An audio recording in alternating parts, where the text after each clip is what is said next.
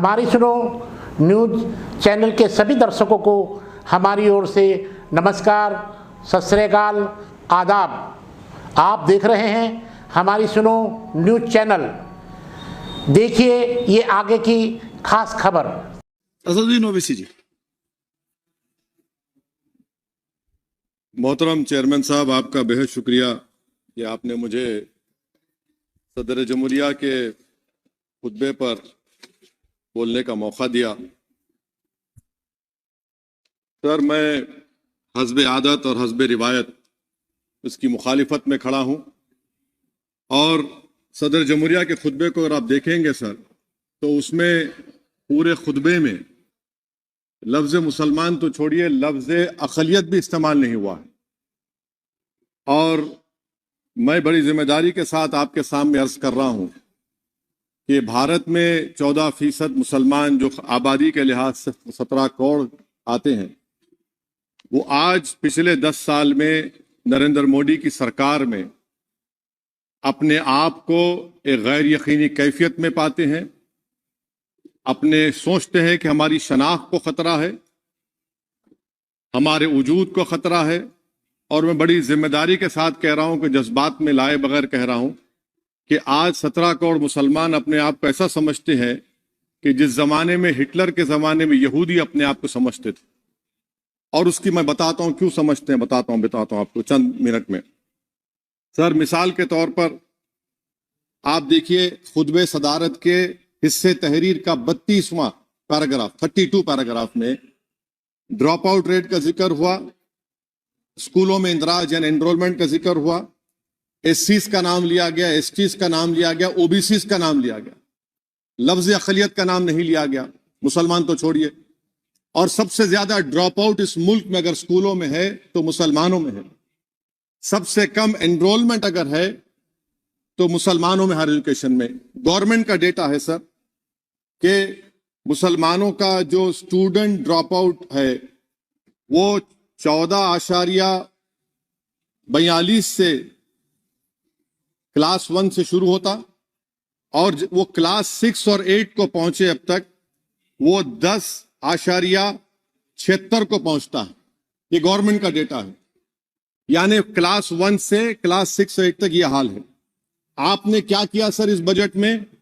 Pre matric scholarship को सिर्फ 9th class तक महदूद कर दिया और इसमें आपने पैसे कम कर दिए प्री मैट्रिक स्कॉलरशिप में।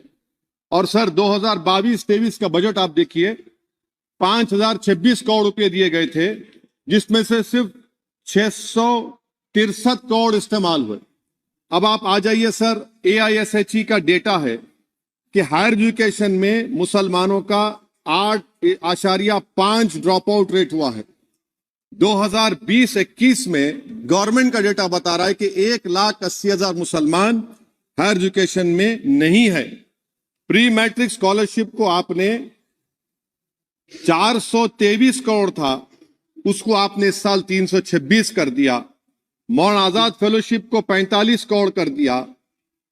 MCM जो 44 करोड़ था 33 करोड़ कर दिया। बताइए, जो सबसे ज्यादा जिसका कम्युनिटी का ड्रॉप आउट रेट है और जो हायर एजुकेशन नहीं, उससे आप ये बर्ताव करते हैं। सर, दूसरी बात यह है कि हम ये देख रहे हैं कि 10 साल में इस सरकार में कोई हद नहीं छोड़ी है गलत हुक्मरानी की, नफरतों को भड़काने की, कोई हद नहीं छोड़ी गलत फहमियों को फैलाने की, और कोई हद नहीं छोड़ी इस मुल्क के अवाम नास को तर्क करने की।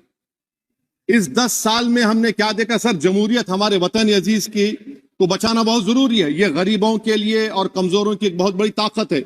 मगर 10 साल में, 9.5 साल में क्या हुआ? सिर्फ एक शख्स को मजबूत कर दिया गया, एक मजहब को मजबूत कर दिया गया, एक आइडियोलॉजी, एक नजरिए को मजबूत कर दिया गया, एक शनाख्त को सब शनाख्त के आगे दूसरी शनाख्तों को मिटाने की कोशिश की गई, एक जबान को मजबूत कर दिया गया। तो हमारी जमहूरियत तो खोखली हो चुकी है। और सर, कोई भी हुकूमत और पार्टी सिर्फ जबर और इस्तेसाल पर कायम नहीं रह सकती है सर। दूसरा पॉइंट सर जो मैं आपके सामने अर्ज करना चाह रहा हूं, CAA के कानून के ताल्लुक से मरकजी एक वजीर ने अखबार में बयान दिया कि हम 8 दिन में करने वाले हैं। आप 8 दिन में करेंगे, 8 दिन में एहतजाज शुरू होगा मुल्क के कोने कोने में। आप CAA को मजहब से खत्म कर दीजिए, मजहब से जोड़ेंगे तो आपका इरादा बुरा है। आप भारत की अक़लियतों को, भारत के मुसलमानों को, दलितों को आप परेशान करने का आपका इरादा है। सर दूसरी बात यह है कि अब CAA के खिलाफ क्यों हम है? क्योंकि सीमांचल के मुसलमान को आप बांग्लादेशी कहते हैं। कोई मिनिस्टर मुझे कहता है कि घुसपैठी है, रोहिंग्या है। तो CAA को मजहब से जोड़ना गलत था, उसको निकालिए। मगर हमारे देश के प्रधानमंत्री सर, वतन अजीज के वजीर आजम, मैं बड़ी जिम्मेदारी के साथ कह रहा हूं कि मैं अपने बचपने में जब हिस्ट्री पढ़ता था तो मैंने एक स्टैचू की फोटो देखी थी, प्रीस्ट किंग ऑफ मोहनजोदारो। ऐसा लगता है कि वैसा ही लग रहा है कि प्रधानमंत्री नहीं है बल्कि पुजारी सम्राट बन चुके हैं वो। और मैं क्यों कह रहा हूं कि हमारे सदर जमहूरिया ने कहा था कि 22 जनवरी एक तारीखी दिन है, बिल्कुल तारीखी दिन है। 22 जनवरी की बुनियाद 6 दिसंबर 92 को रखी गई। 22 जनवरी की बुनियाद 86 में ताले खोलकर रखी गई। 22 जनवरी की बुनियाद GB पंत ने रखी थी, इसीलिए तारीखी दिन है। और तारीखी दिन इसलिए भी है कि सर इसी ऐवान में 16 दिसंबर 1992 को हमने रेजोल्यूशन पास किया था। आप बताइए कि आज इस मुल्क में चाहे कोई सेकुलर पार्टी का हो या जो भी हो, माने सब सेकुलर है, बुरा मैं हूं, किसी में हिम्मत नहीं है कि 6 दिसंबर की बात की जाए। और वो तारीखी दिन इसलिए भी है सर, इंसाफ करने वालों में एक NCLT के चेयरमैन, एक गवर्नर और एक नामजद शुदा रुकने पार्लियामेंट बैठे हुए थे। अब आप बताइए मेरे पास बचा क्या है? बचा यह है कि आर्टिकल 32 बचा है जिसको बाबा साहब अम्बेडकर ने दिया। आज मुल्क के 17 करोड़ मुसलमान भारत के वजीर आजम पर एतमाद भरोसा नहीं करते, बिल्कुल नहीं करते, बता रहा हूं, खुल के कह रहा हूं। अगर आप आर्टिकल 32 का ड्यू प्रोसेस ही खत्म कर देंगे तो फिर मेरे पास क्या बचेगा सर? क्या बचेगा? मैं तो यहां खड़े होकर वो सुप्रीम कोर्ट के मायानाज बेबाक वकील दुष्यंत दवे की तरह तो नहीं कह सकता। मुझे आज भी रूल ऑफ लॉ में भरोसा है, मुझे आज भी कानून पर, संविधान पर भरोसा है, मगर ड्यू प्रोसेस तो फॉलो होना चाहिए। ड्यू प्रोसेस फॉलो नहीं हो रहा। एक तारीखी दिन 22 जनवरी था, एक तारीखी दिन 31 जनवरी था। सर रात के अंधेरे में अपील किए बगैर आप आरे लेकर रास्ता खोल देते हैं। क्या पैगाम दे रहे हैं सर? 600 साल की मेहरौली की मस्जिद को बगैर को नोटिस दिए आपने डिमोलिश कर दिया। मैं जिम्मेदारी के साथ कह रहा हूं कि भारत के प्रधानमंत्री और उनकी सरकार भारत के मुसलमानों से उनकी शनाख्त को छीनना चाहते हैं। ख्वाजा अजमेरी के आस्थाने पर चादर बिछाइए, मगर आप जो चादर मुझसे छीनना चाह रहे हैं, मेरी मस्जिद है, आप हर मस्जिद को छीनना चाहते हैं। आप बताइए 17 करोड़ मुसलमानों को क्या पैगाम दे रहे हैं आप कि आप हर मस्जिद को छीन लेंगे मुझसे?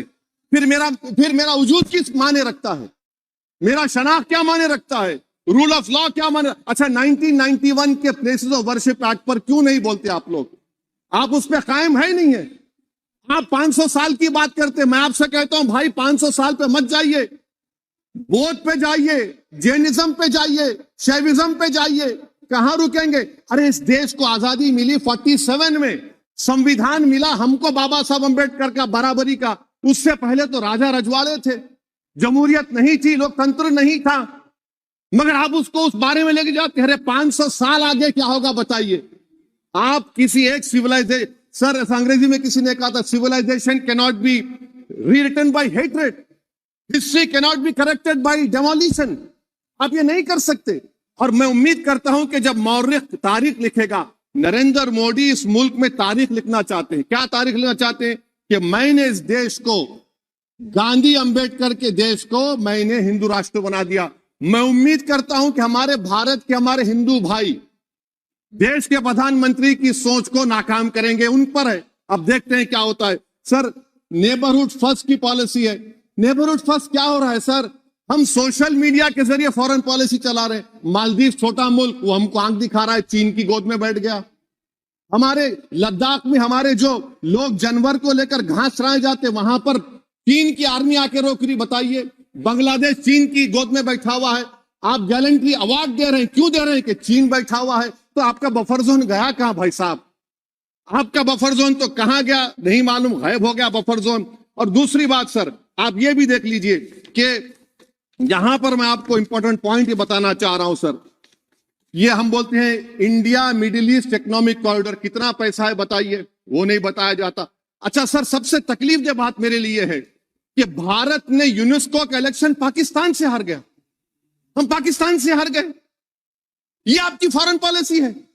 यूनेस्को का इलेक्शन हम पाकिस्तान से हार गए। अच्छा, मामला इजराइल का, फलस्तीन का, गाजा का आया। अक्टूबर में 10,000 लोग मर गए, हमने यूएन में सीज फायर की तायीद नहीं की। दिसंबर आया, 20,000 मर गए, तो हमने तायीद कर दी। क्यों तायीद की? क्योंकि ग्लोबल साउथ को हमको फॉलो करना पड़ रहा। भारत ग्लोबल साउथ को फॉलो कर रहे, मेरे लिए तकलीफदेह बात है। यह आपकी नाकामी का बहुत बड़ा सबूत है। इसीलिए हम बता रहे हैं कि यह सरकार की बहुत से नाकाम। अच्छा, अलीगढ़ मुस्लिम यूनिवर्सिटी, आखिरी पॉइंट, अलीगढ़ मुस्लिम यूनिवर्सिटी। सर, आप उत्तर प्रदेश से आते हैं। सर, 81 में एक्ट पास हुआ। हमारा लॉ ऑफिसर कोर्ट में कहता है कि मैं पार्लियामेंट के एक्ट को नहीं मानता। कैसे नहीं मानते सर? क्या नरेंद्र मोदी ने पार्लियामेंट को नॉमिनेट किया या पार्लियामेंट ने नरेंद्र मोदी को प्रधानमंत्री बनाया? बताइए। 81 के एक्ट को नहीं मानते। सर, 2 ही तो सेंट्रल यूनिवर्सिटी है मुसलमानों के। 1,80,000 आप ही के सरकार के दौर में मुसलमान हायर एजुकेशन निकल गए। आप अलीगढ़ मुस्लिम से छीनना चाह रहे हैं। Theory of separation of powers में एग्जीक्यूटिव हमको डिक्टेट करेगा।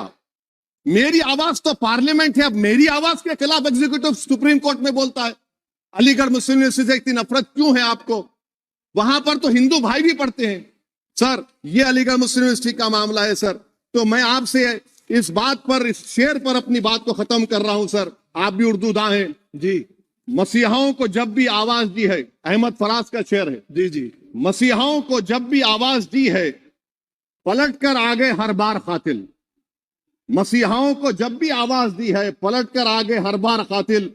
वहां क्या दाद खाही क्या गवाही, वहां क्या दाद खाही क्या गवाही, जहां हो मुंसिफों के यार कातिल। सर, मैं फिर से हुकूमत से मुतालबा करता हूं कि अल्पसंख्यक समाज के बजट के स्कॉलरशिप को आप डिमांड ड्रिवन करिए। भारत के प्रधानमंत्री, प्रधान सेवक रहिए। आप कोई प्रीस किंग मत बन जाइए। आप जीतेंगे, कौन जीतेंगे देश तय करेगा। मगर याद रखिए, 17 करोड़ मुसलमान आज गम और गुस्से में हैं और इस बात को महसूस कर रहे हैं, इस बात को महसूस कर रहे हैं कि प्रधानमंत्री को हम नोट नहीं दिए मगर हमारा प्रधानमंत्री है। आखिर ये प्रधानमंत्री 17 करोड़ मुसलमानों की उनकी शनाख्त को कैसे मिटा रहे हैं, कैसे उनको आप मार्जिनलाइज कर रहे हैं। इसीलिए सर, मैं उम्मीद करता हूं कि हमारे सेकुलरिज्म जो है, वो मैं पॉलिटिकल सेकुलरिज्म कभी नहीं माना।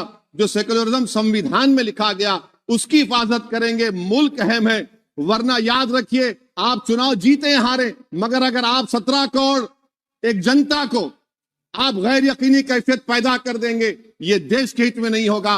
बल्कि हम तो उम्मीद कर रहे हैं कि ड्यू प्रोसेस अदालत फॉलो करेगी। अदालत अगर एक तरफा फैसले करेगी तो गलत होगा सर। बहुत